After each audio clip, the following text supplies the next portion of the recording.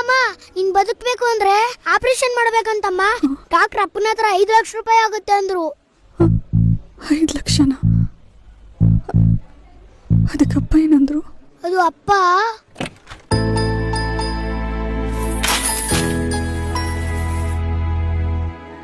ಒಂದ್ ನಿಮಿಷನೂ ಯೋಚನೆ ಮಾಡ್ದಂಗೆ ಅಷ್ಟು ದುಡ್ಡು ಕಟ್ಬಿಡ್ತಮ್ಮ.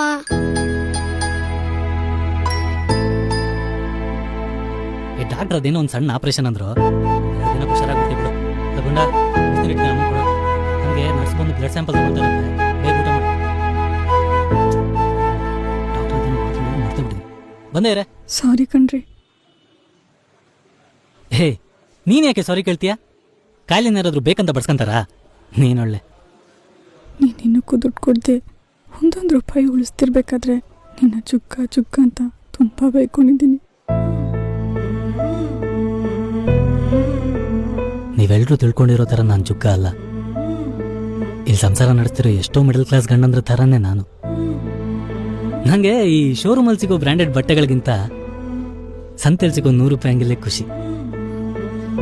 ಮ್ಯಾಟ್ರೆಸ್ ಮೇಲೆ AC ಗಾಳಿಲಿ ಬರೋ ನಿದ್ದೆ ಅದು ಹೆಂಗಿರುತ್ತೋ ನಂಗೆ ಗೊತ್ತಿಲ್ಲ. ದಿನ ನೈಟ್ ಶಿಫ್ಟ್ ಮುಗಿಸ್ಕೊಂಡು ಸುಸ್ತಾಗಿ ಮನೆಗೆ ಬಂದಾಗ ನೀ ಮಾಡಿದ ಅಡುಗೆ ಊಟ ಮಾಡಿ ಬರೀ ಚಾಪೆ ಮೇಲೆ ಕಣ್ ತುಂಬ ನಿದ್ದೆ ಮಾಡ್ದವ್ ನಾನು. ಬೋರ್ ಆದಾಗ ದೂರದ ಯಾವುದೋ ದೇಶಕ್ಕೆ ಫ್ಲೈಟಲ್ಲಿ ಹೋಗಿ ಸ್ಟೇಟಸ್ ಹಾಕೋ ಕನ್ಸಲ್ಲ ನಾನು ಯಾವತ್ತೂ ಕಂಡೇ ಇಲ್ಲ. ಹಬ್ಬಕ್ಕೆ ಗೌರ್ಮೆಂಟ್ ಬಸ್ಸಲ್ಲಿ ನಿಮ್ಮ ಪಕ್ಕ ಕೂತ್ಕೊಂಡು ಯಾವಾಗಲೂ ಒಂದ್ಸತಿ ಊರಿಗೆ ಹೋಗಿ ಬರೋದ್ರಲ್ಲೇ ಖುಷಿಯಾಗಿರೋ ಪುಟ್ಟು ಬದುಕು ನಂದು. ಆ ಗೂಡು ಇವತ್ತೋ ನಾಳೆ ನಾವು ಬೀಸೋ ಈ ಥರ ಯಾವುದೋ ಒಂದು ಬಿರುಗಾಳಿಗೆ ಒಂಚೂರು ಅಲ್ಲಾಡದೆ ಇರೋ ಥರ ಇನ್ನೂ ಎಷ್ಟು ಕಷ್ಟ ಬೇಕಾದ್ರೂ ಪಟ್ಟು ಹೀಗೆ ಗಟ್ಟಿಯಾಗಿ ನಿಂತಿರ್ತೀನಿ ಕಣೆ.